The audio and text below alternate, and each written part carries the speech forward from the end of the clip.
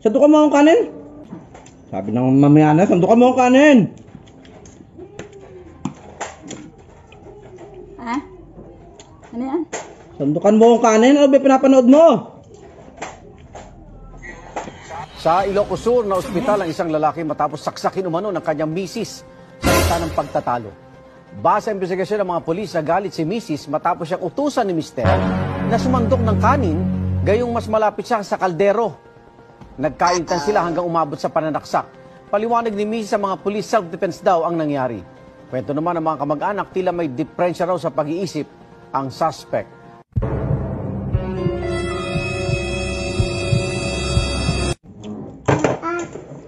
Akin na pinggan mo.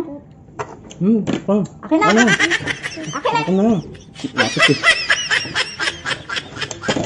Oh, mandaan. Akin ka. Ano yung pinag...